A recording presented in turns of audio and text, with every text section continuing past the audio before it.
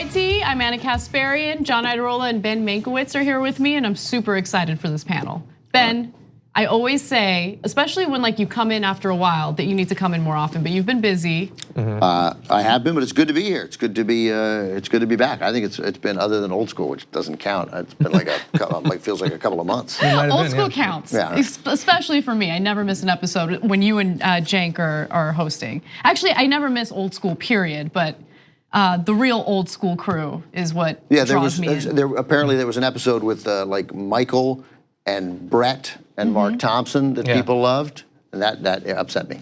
Yeah, I think that was last week, actually. Yeah. I didn't listen to that episode, but I will. I watch it every time things falling apart fast. Don't bother. Literally the last episode. All right, we have a great hour for you. In hour 2, Maythal Hassan will join me, and we're gonna talk about Notre Dame. In fact, we're gonna talk about Ben Shapiro's comments on Notre Dame. He brought up Judeo-Christian values in reference to Notre Dame, and there's a little bit of history there that he should be aware of. So we'll do a deep dive into that. I honestly, I don't know what graphics you have. Are you gonna do the Media Matters thing about that? Oh no. Okay, it's not super important. I'll tell you about it in a break. But okay, anyway. Sounds good. But we're gonna try doing something a little different with the show. We're gonna begin when we can every hour with a lighter story, just so the entire 3-hour show isn't doom and gloom, right? Just to kind of set us up with maybe laughs, maybe something lighter, whatever. So is this the Notre Dame story? No, we're not gonna start with Notre Dame. We're doing that in hour 2. But I do want to start off with a story of hypocrisy that involves Coachella. Former Congressman Aaron Schock was at Coachella. Now, he was a congressman from Illinois. He had to resign back in 2015, and he served as a congressman from 2009 to 2015, and he was known as one of these hardcore conservatives who went after any type of legislation that provided rights or equality for the gay community. Well, he was just recently photographed at Coachella kissing another man. He was also with a group of men at Coachella that appeared to be gay, which, look, in any other situation or any other case, who cares? That's awesome, enjoy, have fun. But I wanna give you some more information about who he is and what he did when he was a congressman. He voted against adding sexual orientation, gender identity, and disability to the federal hate crime protection groups, against the repeal of Don't Ask, Don't Tell, and for the Defense of Marriage Act, which defined marriage between a man and a woman. In fact, back in 2013, he was interviewed about his views on marriage equality, and here's what he had to say. And why don't you support that issue, by the way? Well, I just haven't. I mean, is there a reason? You know, I mean, it seems to be a few states have passed it. Obviously, the needle is moving in a lot of polls, and I'm just wondering what the reason is. I think everybody has a set of beliefs on issues, social issues in particular, that are a reflection of how they were raised in their set of beliefs. And so, first, I would say it's probably more of my upbringing and my faith values.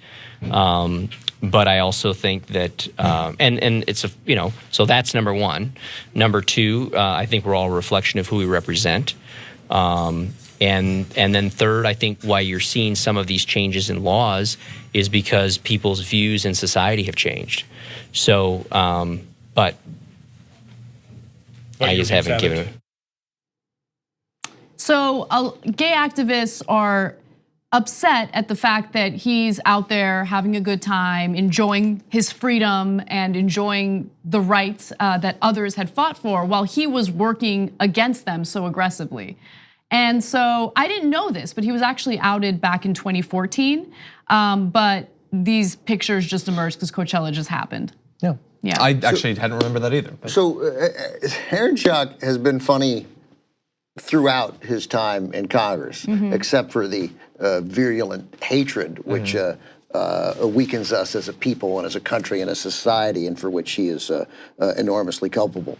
But I mean, everything about this reeks of obviousness, right? And I am not a believer. I think most anti-gay people are anti-gay, not because they harbor a secret desire to be gay, but because they're bad people. or raised by bad people, or a combination. I mean, there's no excuse in this day and age for harboring one iota of anti-gay legislative beliefs, anything, right? But this guy, like he burst onto the national scene because he was like on the cover of Men's Health without a shirt. I mean, while in Congress, right? He was shirtless in that photo. I get it. I got it. He just keeping it 100. Right, I get it. But I mean, he looked great, and like he's working out, and then he spent all this money to redecorate his whole office to look like Downton Abbey. I mean, I don't want to make people really do like Downton Abbey. Right? I've only watched it a little bit. I liked it. Yeah, I'm just saying.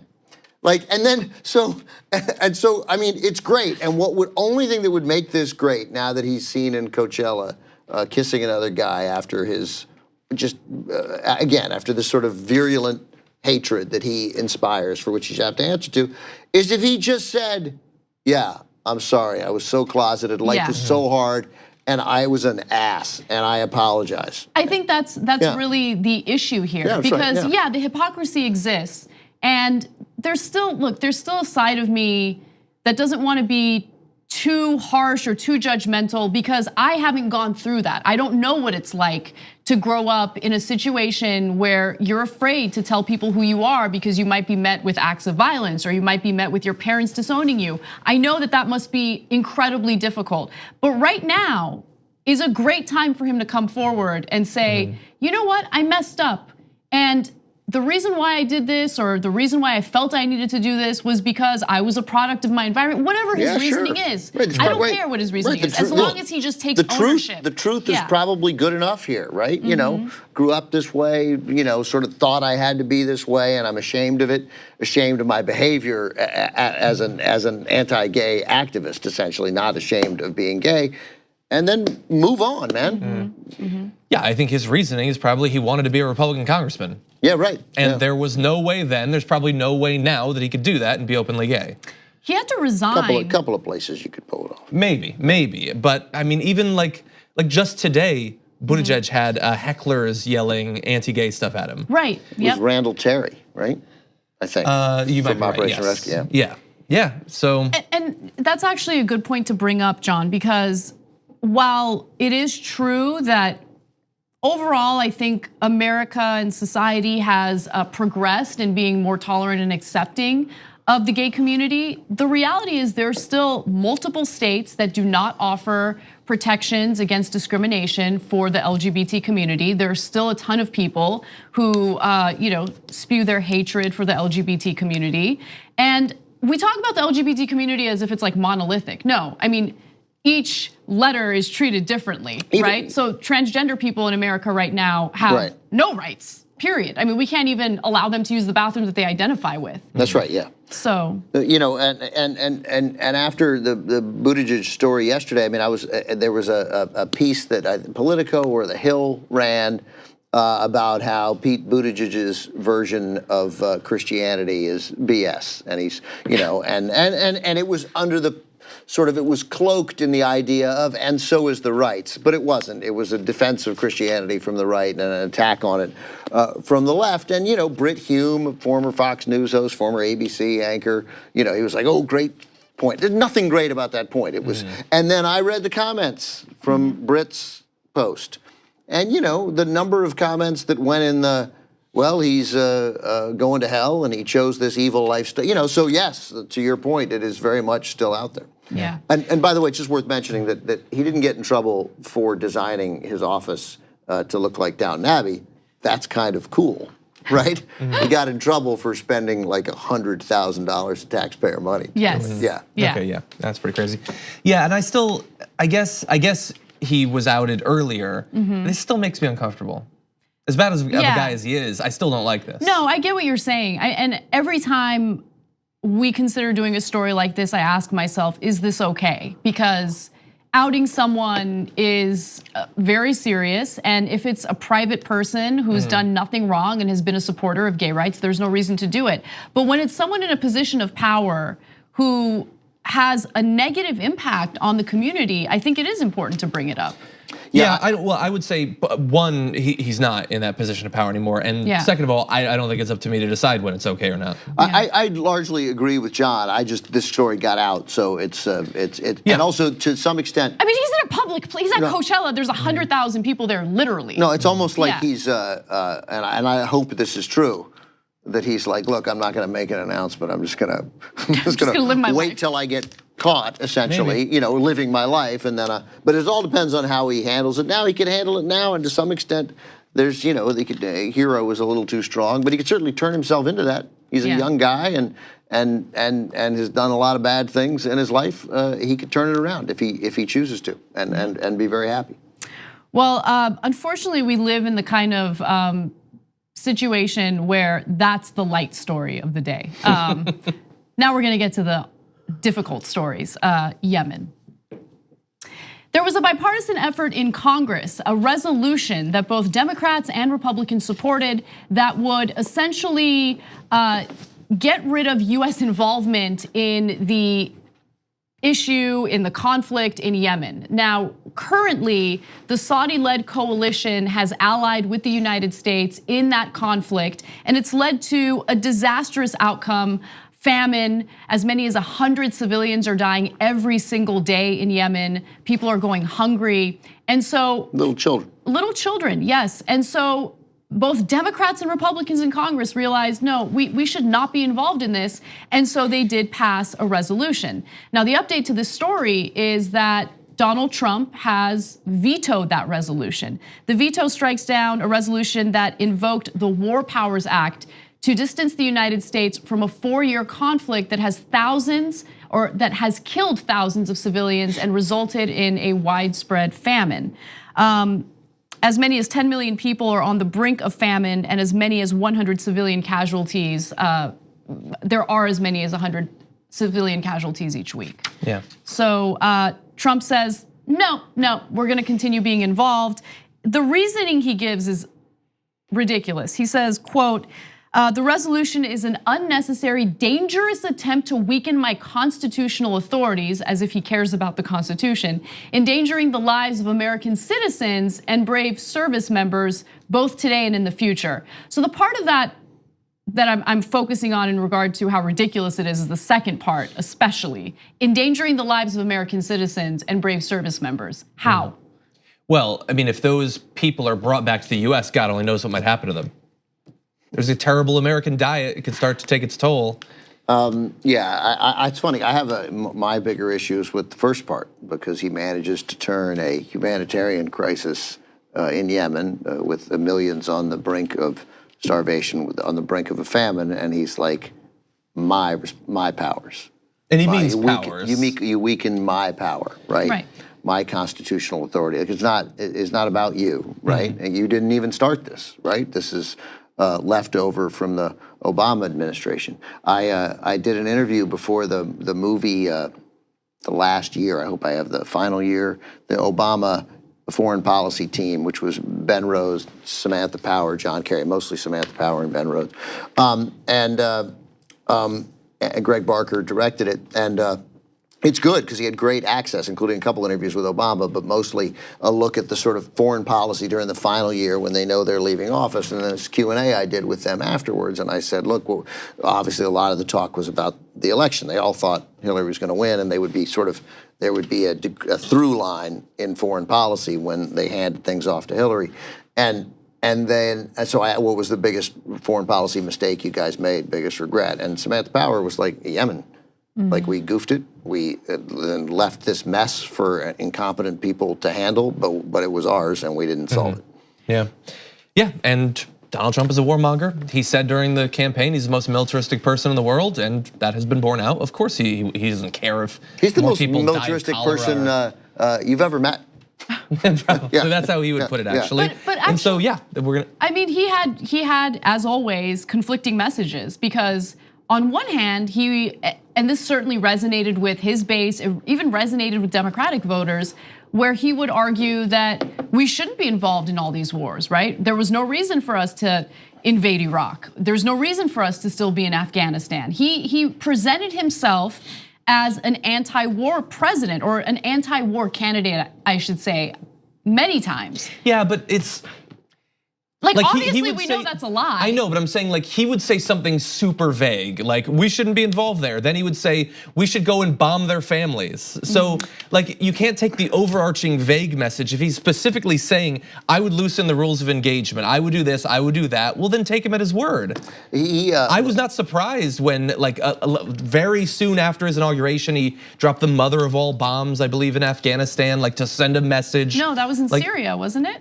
He dropped it in Syria, I think, the mother of all bombs. No, I'm not sure. We'll check. In any event, he dropped it. And no, I haven't been surprised. Of course, he's not. Like he first of all, he loves Saudi Arabia, so he's going to want to support them in this. And also, just as a precedent, he doesn't like that for the first time in 40+ years, the War Powers Act is actually being invoked. He doesn't want it being invoked in other conflicts in the future, so he can't abide by the use of it in this case.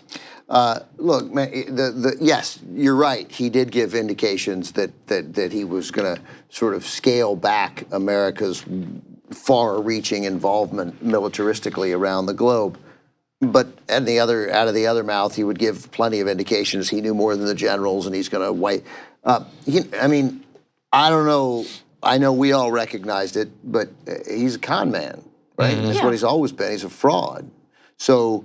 You know, you don't take what they say seriously. Any leftist who fell for, oh, this guy's going to scale back, you don't know, you never understood what you were looking at with Donald Trump.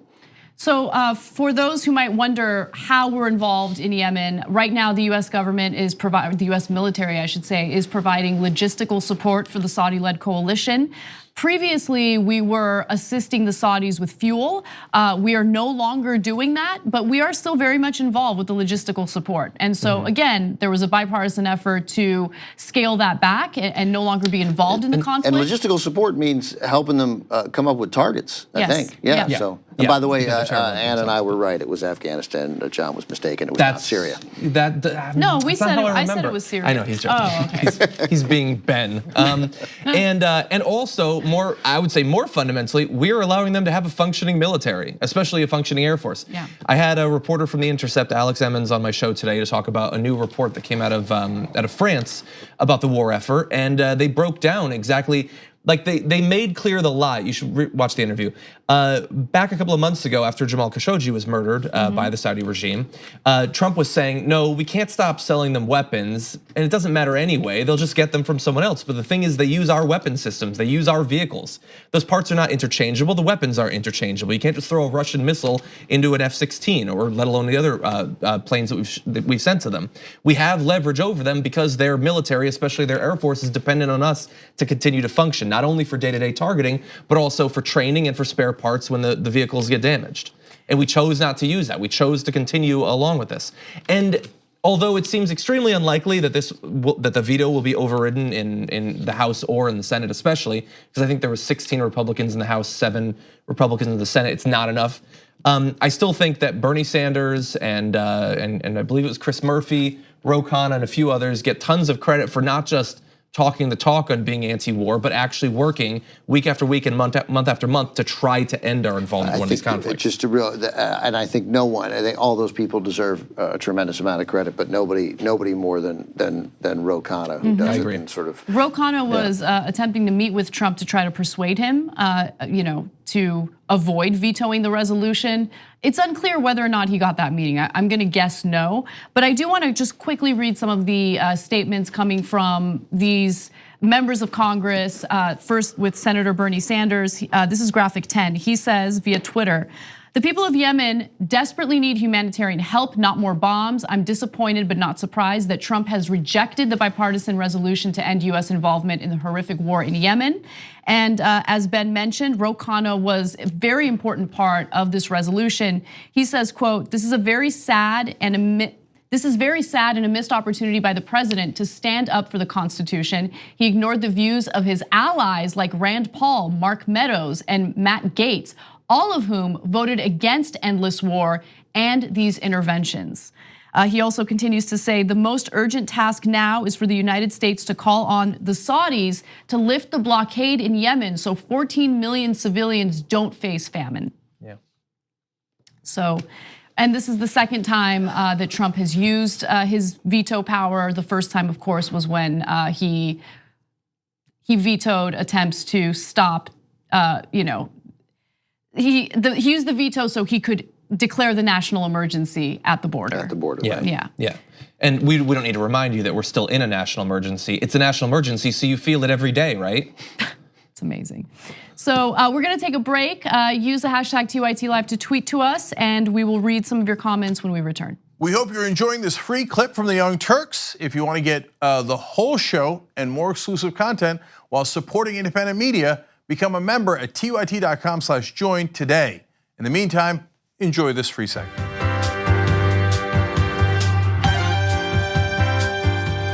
Welcome back to TYT. Anna, John, and Ben with you. I just want to read a quick TYT Live and then get to other announcements and stories. Mike Rose, LA, writes in and says, you guys covered the Aaron Schock story. Politicians who fought against LGBT rights and then benefit from those rights without an apology or explanation deserve to be exposed. Privilege and abs don't give them a pass. But again, What if it's an 8-pack? But like, what if they're really good abs? Yeah, they weren't just regular abs. How can you possibly be a working congressman and have abs like that? How can you possibly be a working person, period, that's and right, have abs like Like that? you'd be a professional It's tough, athlete where you have it's a tough. trainer. But you know what, Ben? What you don't understand is that abs are made in the kitchen. That, by the way, every time someone says that to me, I want to choke them. Even though it's 100% right. I don't even know what that means. That means It don't means that don't like eat. your workout Yes, doesn't right. matter. No, it doesn't mean don't eat. It means mean, you have to don't eat eat. certain like Yeah, I got you. belly flattening foods, which sound terrible. No, not belly flattening foods. It's saying that your diet controls your body fat much more than you can easily out eat any amount of exercise. That's what they're saying. And I apologize for being involved in this conversation at all. But I am demonstrating the concept in my own life. I exercise all the time, but I can out eat it. Yeah. Still talking. Okay, we have a few more. I didn't have a Benadryl. Can I get a Benadryl, please? Yeah, Thank you. please. That would be great. Yeah. So next Monday, we're having an extravaganza here at TYT.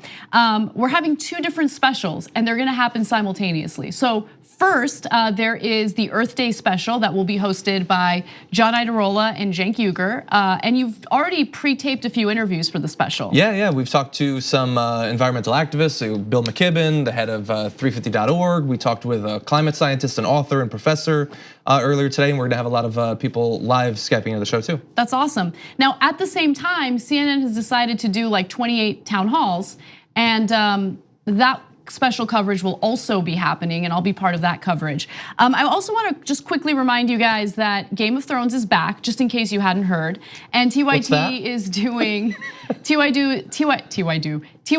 is doing reviews. So last week you had Brooke, Brett, John. Who else joined you last week? Adrian. And Adrian. As well. Doing the post-show analysis and review. And I think each week we're gonna have a different panel. So super exciting. Make sure you check that all out. Well, if you're a member, it's all available to you. If you're not a member though, you just go to tyt.com/join and you get all of this content. We started this like 4 years ago, right? So I think it was season 2. Season 2, is that right? Yeah. I think season 2. And it's always been good. Yeah, we've always had fun. Yeah. I think Cenk's gonna go crazy because he didn't get to talk about the first episode, so now he's gonna want to talk about both. Yeah, you guys are gonna be here real late on Sunday night. Yeah, that's right. That's fun. It's fun. Yeah, I'm so glad I said I wouldn't do any of them. No, do one. No, I love it, but I gotta have a life outside of TYT. This like is a life what life exists looks like. outside of TYT. Anyway, all right, let's move on to some more news. Attorney General William Barr has gone against a ruling, an immigration judge's ruling in regard to whether or not asylum seekers can post or ask for bond. Now, of course, William Barr likes to go along with what Trump wants, and Trump wants to detain these individuals without giving them the opportunity to ask for bond. So Barr struck down a decision that had allowed some asylum seekers to ask for bond in front of an immigration judge in a ruling that expands indefinite detention for some migrants who must wait months or years for their cases to be heard. Now, there are 2 parts to this, or at least 2 explanations. Even that photo suggests. Can we go back to the one photo before? Because even the great thing about that photo, all right, we can't. But even that photo was like, yeah, I'm not really gonna do this job. I hear you. This is BS. Yeah. Yeah. Well, there are two parts of this story, or at least 2 explanations for what the Trump administration is doing, right? So one explanation is Trump is a hardliner when it comes to immigration. He likes to be needlessly cruel, especially when it comes to asylum seekers. But I would argue that the underreported part of this story is the profit motive behind indefinite detention for these migrants, for these asylum seekers, right? These aren't people who got caught in Arizona somewhere and they've been living there for like 5 to 10 years and they were found to not have documentation. These are people who entered the country and told authorities that they're seeking asylum out of fear for violence in their own countries or whatever reason that they're here for. So now the decision's full impact is not clear because it will in large part depend on the Department of Homeland Security's ability to expand detention. And that's really the heart of this, right? Right now, we do not have the facilities to simply detain all of these asylum seekers indefinitely. However, the private prison industry certainly sees the ability to cash in on this. And I'll get to those statistics and numbers in just a minute. Yeah, the difficult thing in the short term, of course, is that you can't set up one of those private prisons really fast, but they do have a solution for that too. We know that Stephen Miller wants to set up tent cities at the border, effectively concentration camps. By the way, I bet they can, I mean, you put your mind to it, I bet they could build one of those prisons incredibly quickly. And it's funny, this would be, if these were government facilities, at least that would be some infrastructure spending, like they'd have to hire people, but it won't be. Of course, this will be private prisons. I don't think that's the main reason I'm very interested in the profit motive, and it's certainly a worthy story. I mean, Donald Trump is running for re-election. He's running for re-election on one point, which is going to be immigration, which is really they're coming for you and your way of life. Dark-colored people are coming for you and your way of life. Be scared, be motivated. Tell your friends to be scared and be motivated, and that's how we're going to beat, crazy Bernie. Yeah. Well, there's the fear-mongering part of it, but there's also they're going to take your jobs. We don't have enough resources. Yeah, right. We're going to spend too much money on them. And so, especially when it comes to the argument regarding asylum seekers. Just real quick, but you're right. They're going to take your jobs. But remember his initial introduction to us. Right, they're going to take your jobs and they're going to rape your daughters. Right? Yes. That's the fear that he wants in people's head. And it resonates. Fear-mongering, as we've seen historically in the United States, works. And he's done it with migrants, and it's working. It's working at devastating levels. So you're seeing these arguments regurgitated, not just on the right. I'm seeing people on the left, some of the more centrist Democrats, and I'm not talking about politicians, I'm specifically talking about voters who say, yeah, I mean, we don't have enough resources. What are we gonna do? We can't keep them here. But here's the problem. We are keeping them here. And based on what William Barr has just done, we're gonna keep them here indefinitely. And that costs a lot of money. So if for you, the compassion arguments do nothing for you and all you care about is the numbers and all you care about is the resources and taxpayer money, well, let's talk about that. So Bloomberg government did a great analysis looking into how much money we have spent on immigration following Trump's presidency. So let's take a quick look at graphic 16. So you have the amount of money that we're spending on Customs and Border Patrol skyrocketing, right? You have immigration and customs enforcement, again, skyrocketing. Citizenship and immigration services, that's completely leveled off. That is not skyrocketing. Justice Department spending has gone up. Department of Health and Human Services, that is leveled off. And so what I just really want to focus on here is Customs and Border Protection, which we spend a ton of money on annually, right? So that's up to $3 billion. Let's go to some more numbers. In 2018, federal spending on immigration detention and processing reached $7.4 billion compared with total expenditures of $5.3 billion 4 years earlier. Also, Core Civic and Geo Group, those are the two largest private prisons, which provide detention services, migrant transportation, and other services, received boosts of $85 million and $121 million, respectively, between fiscal years 2015 and 2018. Look, I bring this up because if you can recall, as soon as Donald Trump got elected, the stock value for these private prisons shot up at record numbers. And there's a reason for that, because they saw an opportunity to cash in. Why would we indefinitely detain people? One of the, you start letting horrible people in, and then they resurface and they reinforce the actions of future horrible people behind them. John Yoo, former Assistant Attorney General under the Bush administration, who wrote the torture memo, right, which is sort of allowed. That was like, no, and then so the Bush administration, we got a memo from a lawyer. What do you want us to do, right? So he was very big. He's been all over Fox News that he says that I think the Attorney General's critics are overblowing what this is. This is not part of some grand scheme against immigrants coming into the United States. It's a very narrow thing the Attorney General's done. He has the power to overrule immigration judges. Immigration judges have been making mistakes. They've been allowing bail to be granted to people seeking asylum who are caught past the border. Oh, okay. So if we're going to base the decision off of immigration judges allegedly making mistakes, how many mistakes has the president made? How many mistakes have we seen in the executive branch? How many mistakes were made when it came to separating children from their parents at the border and then failing to reunite them because the parents were deported without keeping track of where they were going or which children belong to those parents? This is how you can change people's minds. This is how propaganda works. They get a lawyer, and then all of a sudden it's a debatable issue, torture. I don't know, you say no, I gotta say yeah, it's got a lawyer here who says it. And that same lawyer resurfaces to go, this is nothing about immigrants. This is a very technical thing about some judges who've been misreading the law, and we're straightening it out. And then we're having a reasonable conversation about holding people in indefinite detention in the United States of America.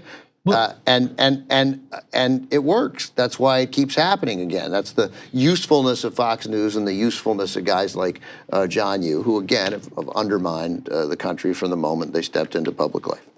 And honestly, I think from the point of view of, as you said, the electoral strategy of focusing on immigration, all of this is good for them. No matter if they spend more, that's not inefficiency. It demonstrates how bad the problem is that we have to spend $7 billion now. If we indefinitely detain and we end up with tons and tons more people being held, then they can tout those numbers to say, look, this is how big the problem is that we have all these people. There's really, like, even just them putting this out there, he could just make that decision hoping it'll be controversial and people will talk about it because Trump supporters will see, oh, this is back in the news. Someone is fighting for us. He's willing to make controversial moves.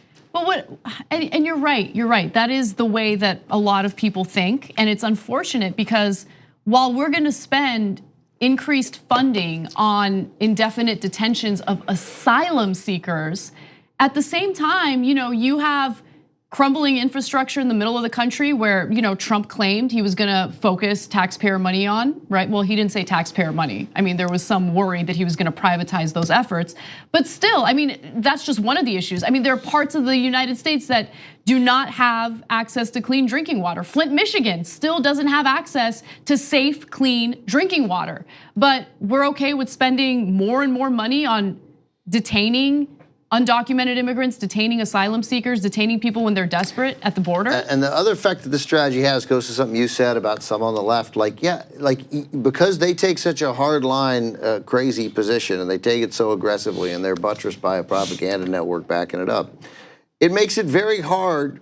Nobody thinks we ought to just let everybody in, right? I don't think, right? I mean, we want to. I mean, some people would make that argument. I got it, but most responsible politicians want a wide-ranging, comprehensive immigration policy, like right? Bernie Sanders, right? Everybody does. So, but it becomes to the point where you're either on this lunatic side, right, of this, that sort of has demonized people who look differently to the theory that they're going to take our jobs and they're going to take everything we love and they're going to come invade our houses, and then, or you're somebody who thinks that America should be a giant sanctuary city. Right, and everybody gets to come, and that's fine, and that's the end of that.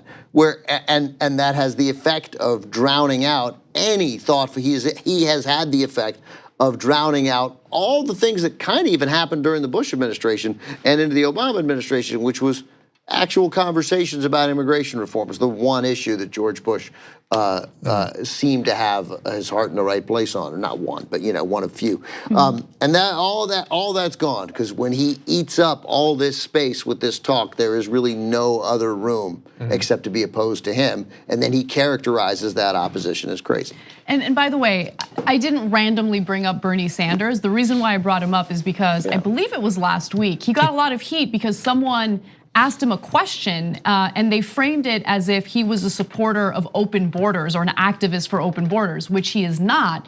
And so he shot that down and said, no, I don't, your information is wrong. I don't support open borders. And of course, he got criticized for saying that, which is ridiculous. Open borders, I mean, it depends on how you define that. But the way that I think of it, and I think the way Bernie thinks of it when you think of open borders, is we don't have a border. Anyone can come in, anyone can leave. And I don't think that that's really a realistic way of dealing with the situation. We need to have compassion. We need to have comprehensive immigration reform. But I think both ends that are insanely extreme aren't the right way to go. Yeah, and aren't equally represented. It is a false dichotomy. That's right. Certainly, they're not. There's nobody's making that argument, and nobody's carrying that argument, and that's not. There's no chance of that happening in the current political climate. Oh yeah, that's for sure. We got to take a break. When we come back, we have more news for you, including United Health, what the CEO of United Health is saying about Medicare for all. And if you're wondering where all of these attacks are coming from, it seems like these talking points might be originating from this industry. So I'll give you the details on that and more when we return.